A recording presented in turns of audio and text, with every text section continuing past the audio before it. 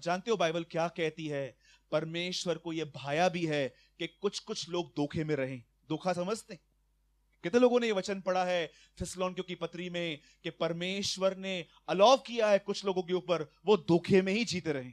जानते हो धोखे में क्या?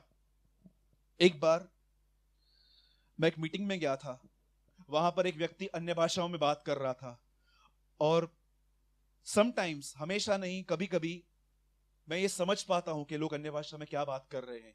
ये तब होता है जब पवित्र आत्मा मुझे बताता है। और जब मैं उसके सामने गया तो मैंने उससे कहा, brother, this is a fake tongue. जो आप अन्य भाषा बोल रहे हो ये परमेश्वर की तरफ से नहीं है। जानते हो उसने क्या कहा? उसने बोला, ब्रदर नहीं नहीं, आपको कुछ भी नहीं पता है। और मैं आपको सच कहता हूं, जब आपको कोई सच्चाई बताए और आप बोलते हो नहीं, फिर परमेश्वर कहता है अब तुम धोखे में ही जियो। सच कहता हूं, देयर इज अ ट्रुथ। आप पढ़ सकते हो, थिस्सलुनीकियों में लिखा गया है, जब सत्य का प्रेम उन पे प्रकट किया गया और उन्होंने उसको रिजेक्ट किया तो परमेश्वर को यही भाया अब वो झूठ पर विश्वास करें। जानते होंगे ना, पुराने नियम में एलिया को 400 लोगों ने एक ही भविष्यवाणी की। सॉरी, यहोशापात के लिए 400 लोगों ने एक ही प्रोफेसी की, जा लड़ने, जा लड़ने, जा लड़ने। यही व्यक्ति किसी और प्रॉफिट के पास गया, मैं लड़ने जाऊं, बोलता है निश्चय तू मरेगा। बोलता है नहीं मरूंगा, 400 लोगों ने बोला है। बोलता है जा, वो झूठ बोलते हैं तुझसे। Read it. मैं आपको सच कहता हूं, अगर आज आप इस मीटिंग में से कुछ लेके जा रहे हो ना, तो सिर्फ आप ये बात लेके जाना, जब परमेश्वर आपको सच्चाई बताए तो उस सच्चाई से नफरत नहीं, उस सच्चाई से प्रेम करना। हाँ ब्रदर, ये बात सच है, मुझे इस चीज की जरूरत है। मैं अपने टॉपिक में आता हूं।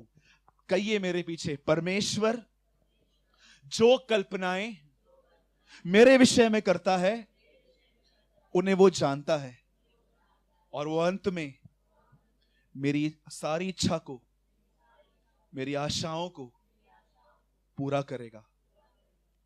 अंत में क्यों?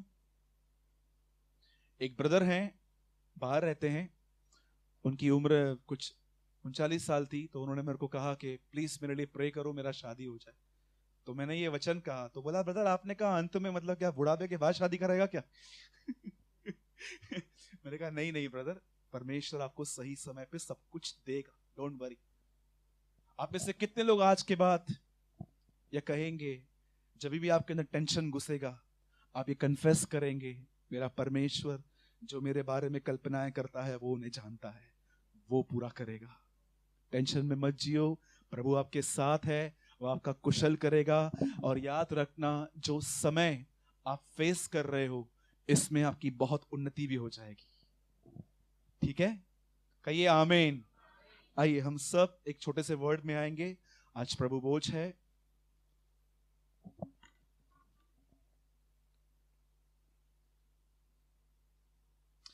आज मैं नई वाचा के अंदर जो सबसे बड़ी और मुख्य आशीष है, मैं आपको आज वो बताना चाहता हूं।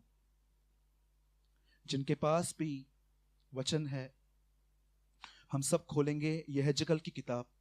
ये ओल्ड टेस्टामेंट में है। आकाश माइक ले लीजिए।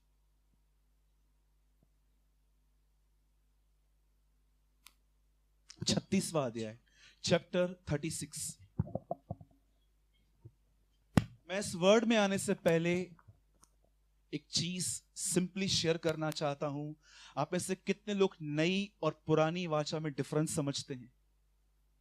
New and the old covenant. सबसे पहले ये जान रखिए, वाचा का मतलब होता है एग्रीमेंट। पुराने नियम में इजरायली और परमेश्वर के बीच में एक व्यक्ति खड़ा था, मूसा। वो एक कवर्नेंट आदमी था। नए नियम में कलीसिया और परमेश्वर के बीच में यीशु मसीह खड़ा है। इसलिए लिखा गया है, यीशु उत्तम वाचा का जामीन ठहरा है। क्या आप जानते हैं ये वाचा किसने बांधी है आपके साथ? एग्रीमेंट का मतलब समझते हैं? वाचा, पहली बार ये शब्द तब आया जब प्रभु ने प्रभु भोज खाया था। उस समय उसने कहा, यह प्याला मेरे लहू में एक नई वाचा है। इसका मतलब क्या है? मैं ये खून इसलिए बहा रहा हूं ताकि तुम एक नई वाचा में प्रवेश कर सको, एक नए जीवन में आ सको। अगर आप केवल ये सोचते हैं कि यीशु का लहू सिर्फ इसीलिए बहाया गया है कि मेरे अपराध क्षमा हो, तो मैं आपको बताना चाहता हूं, यू नो ओनली 50%। यीशु का खून इसलिए भी बहाया गया ताकि मनुष्य नई वाचा में आ सके। उसे परमेश्वर में बढ़ने की बड़ी ज़ील थी और उसकी ज़ील को देख के उसका पति विश्वास में आया था और एक ही दिन के अंदर 5 लोगों ने बपतिस्मा लिया था। और उसके बाद जानते हैं क्या हुआ? उसने अपने पत्नी से कहा, तुर्की के अंदर, जर्मनी से तुर्की तक, उसने कहा तुर्की में कोई भी नहीं है जो लोगों को परमेश्वर के लिए बताता है, हम तुर्की जाएंगे। और जानते हो उसने क्या किया? कुछ किताब लिए, कुछ अच्छी बातें ली और वो तुर्की गई। और जैसे ही वो तुर्की चली गई, वहां पर उन लोगों ने ट्रैक्स बांटना स्टार्ट किए। और जानते हो उसके बाद क्या हुआ? एक दिन जब वो सवेरे नींद से उठी तो उसने अपनी आंखों से जानते हैं क्या देखा? उसका पति और उसके 4 बच्चों के टुकड़े टुकड़े उसके बाजू में पड़े थे। और उस घर के पास में एक लेटर पड़ा हुआ था, अगर तुमने लोगों को मसीह बनाना चालू किया फिर से, तुम्हारे खानदान को ढूंढ ढूंढ के मारेंगे। और जानते हैं इस बहन ने एक चैनल में जाके, एक टीवी चैनल में जाके एक बात कही उन लोगों के लिए जिन लोगों ने उसके पति को मारा था। उन्होंने, उस लेडी ने कहा, जिन भी लोगों ने मेरे पति को मारा है, जिन भी लोगों ने, ये सब देखकर एक मुस्लिम राइटर ने अपने लेख में एक बात लिखी और उसने लिखा, तुर्की में कोई 100 साल में ऐसा प्रचार नहीं कर पाया है जो ये लेडी एक शब्द में कह के गई है। जानते हो उस लेडी के पास क्या था? हम किसे माफ कर पाते हैं आज? हमारा मन न्याय करना बंद करता है लोगों का? हमारा मन कैसा है? क्या आप सच बताइए मेरे भाइयों बहनों, क्या आपको यह वचन साफ साफ नहीं दिखता पौलुस की तरह? मैं परमेश्वर की व्यवस्था से तो खुश हूं, लेकिन मुझे मेरे भीतर एक अलग ही व्यवस्था दिखाई देती है जो मुझसे लड़ती है। आप जानते हो उस बहन की ये बात सुन के एक मुस्लिम राइटर ने लिखा, तुर्की में कोई 100 साल में ऐसा प्रचार नहीं करके गया जो इस बहन ने एक लाइन में कह दिया। जानते हो उस बहन के पास क्या था? नया मन। एक नया मन था जिसके विषय में आज हार्डली कोई बिलीवर प्रचार करता है, हार्डली कोई इसे ढूंढता है। आप जानते हो हमारी प्रार्थनाएं इतनी सेल्फ सेंटर्ड हैं। जब भी हम परमेश्वर के पास जाते हैं, हम अपने बच्चों के लिए, अपने लिए और अपने परिवार के लिए मांगते हैं। ये मांगना बिल्कुल भी गलत नहीं है, पर मैं आपसे एक बात पूछना चाहता हूं, आप में से कितने लोग परमेश्वर को इस लिए ढूंढते हैं कि प्रभु मैं अपने मन से बहुत परेशान हूं, मेरा मन बहुत चिंता करता है, मेरा मन आपके अंडर में नहीं चलता, मेरा मन प्रभु बहुत ऐसा है, अपनी चलाता है, मुझे इस मन से छुटकारा दे। क्या कहती है बाइबल यिर्मयाह की पुस्तक में? मैं मन के अंदर एक असाध्य रोग लगा है, लेकिन परमेश्वर ने यहां क्या बांधा? मैं तुम्हारे साथ एक नई वाचा बांधूंगा, उस नई वाचा में तुम्हारे लिए आशीष क्या होगी? मैं तुम्हें एक नया मन दूंगा। जानते हो वो मन क्या होगा? वो मन परमेश्वर के प्रेम पे निर्भर होगा, वो मन परमेश्वर के वचन पर भरोसा करेगा, वो मन परमेश्वर के दया की आशा रखेगा, वह मन शुद्ध होगा। बाइबल कहती है मैं एक नई वाचा बांधूंगा, मैं तुम्हें एक नया मन दूंगा। आप मुझे बताइए, आप में से कितने लोग इस मन को ढूंढते हैं, परमेश्वर के पास जाते हैं और कहते हैं प्रभु मैं लोगों से नहीं, मैं किसी और से नहीं, मैं अपने मन से परेशान हूं, ये मन सारा दिन मुझे डिस्करेज करता है, निराश करता है। Lord I desperately need this mind, मुझे ये मन चाहिए प्रभु, मैं अपने मन से परेशान हूं। आप जानते हो पहले के चेले इस आशीष में आए थे, इसलिए वो संकटों में खुश थे। मैं आपको एक सिंपल बात बताता हूं, लिसन वेरी केयरफुली। आप में से कितने लोगों ने व्यवस्था विवरण 28वां अध्याय पढ़ा है? बताइए वहां पर आशीष क्या थी? जिस समय मूसा 20 लाख जेंट्स और स्त्रियों को, बच्चों को फिरौन के यहां से निकाल लाया और उससे 10 आज्ञाएं दी, वहां पर खड़े होकर उसे प्रचार किया, यदि तुम यहोवा का भय मानोगे तो तुम्हारी औरतों के बच्चे कभी नहीं गिरेंगे, यदि तुम यहोवा की भय मानोगे तो वो तुम्हें प्रतिज्ञा किया हुआ देश देगा, यदि तुम परमेश्वर का भय मानोगे तो परमेश्वर तुम्हें बहुत सारे बच्चे देगा।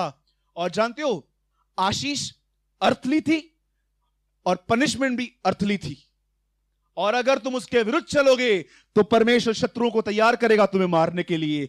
आप जानते हो ये वाचा थी कि अगर तुम आज्ञा को मानोगे तो तुम ये सब मिलेगा। लेकिन जब यूहन्ना बपतिस्मा दाता यीशु मसीह के आने से पहले आते हैं, वो क्या प्रचार करते हैं? मन फिराओ, क्योंकि अब पृथ्वी का राज्य जा रहा है, अब एक नया राज्य आ रहा है, स्वर्ग का राज्य। क्या मिलेगा यूहन्ना जी उसमें हमको? वो तुम एक नया मन देगा। जानते हो, ये आधा प्रचार है जो ये कहते हैं कि मन फिराओ, स्वर्ग का राज्य प्रचार करेगा। ये हाफ प्रीचिंग है।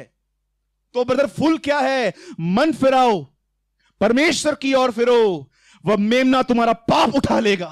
वो ये समझा रहा था। मैं आपसे एक बात पूछता हूं, आप में से कितने लोग ईगरली ढूंढिए, आप नई वाचा में हैं लेकिन आपका मन पुरानी वाचा में सेट है। आप प्रभु में हैं लेकिन आज भी आप अंदर से यही चाहते हैं, मैं अमीर बनूं, मैं अपने रिश्तेदारों से आगे जाऊं, मेरे बच्चे अब्रॉड जाएं, ये जाएं, वो जाएं, आगे करें। डू यू नो ये क्या है? इसे कहते हैं नई वाचा में रहकर पुरानी वाचा पे अपना मन लगाना। आप जानते हो कितने कम लोग होते हैं जो नई वाचा में आते हैं? कितने आए थे? यीशु ने क्या कहा? मन फिराओ, स्वर्ग का राजा आने वाला है। 9:1 मरकुस के अंदर लिखा गया है, यीशु मसीह कहते हैं एक जगह पे कि जब तक परमेश्वर का राज्य नहीं आता तुम में से बहुत सारे लोग नहीं मरेंगे। मुझे बताइए कौन जिंदा है आज तक? पेंटिकॉस्ट के दिनों में वो राज्य आया। वो राज्य क्या था? पवित्र आत्मा मिला उन्हें, और पवित्र आत्मा पाने के बाद जानते हैं उनको क्या हुआ? उन्हें एक नया मन मिला। मैं आपको बताता हूं, ये नया मन पाया हुआ एक आदमी जो बाइबल में था वो कैसा था? आप में से कितने लोग इस आदमी को अच्छे से जानते हैं? संत पतरस। आप जानते हैं 66 में पतरस, पौलुस मरा है, 67 में पतरस डाया हुआ है। मुझे बताइए, मैं जानता हूं आज मैं बहुत हाई लेवल की बात कर रहा हूं, शायद आप में से 90% लोग समझ भी नहीं पाए। पतरस ने अपनी आंखों से देखा था, अपनी आंखों से, कि कैसे उसके भाई पौलुस की गर्दन नीरो ने काटी है।